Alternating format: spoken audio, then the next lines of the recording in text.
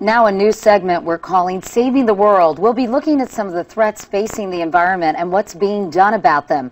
Tonight, the disappearing honeybees.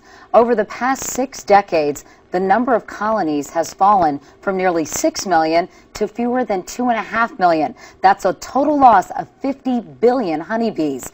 And while each one weighs just a fraction of an ounce, their demise can have a cosmic impact on our food supply. So what's killing them and what can be done about it? Here's John Blackstone with Saving the World.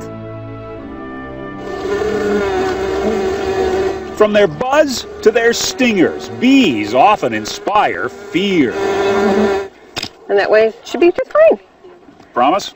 Yes. What we should be afraid of, says beekeeper Louise Rosberg, is that bees are disappearing. I worry every time I take a lid off because you never know what you might find inside your hive. Her yard is littered with dead and empty hives. The bees in more than 700 of her 800 hives perished.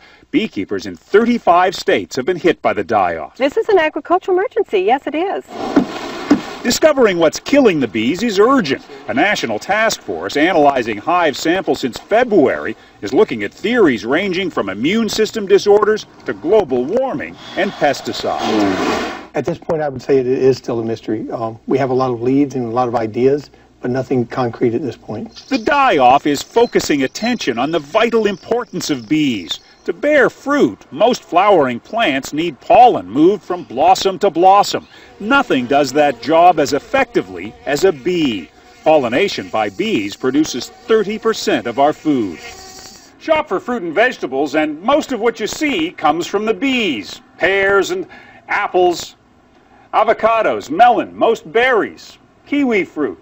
Without the bees, we'd have almost none of this. Every nut you see here, a bee has visited.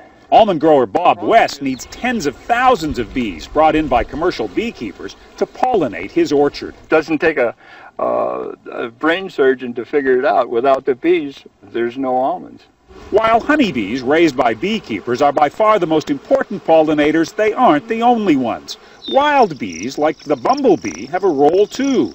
But wild pollinators have been in decline for years. I don't like to say that we have a pollination crisis today, but I think the writing is definitely on the wall. Claire Kremen is looking for ways to avoid that pollination crisis. And there's a bumblebee. She's studying a patch of farmland planted with a rich variety of things wild bees love. In restoration ecology, they call it the field of dreams hypothesis. If you build it, will they come? The early signs are they will come. Yeah, it's buzzing out here. An indication, perhaps, that it's time for us to start giving back to a creature that gives us so much.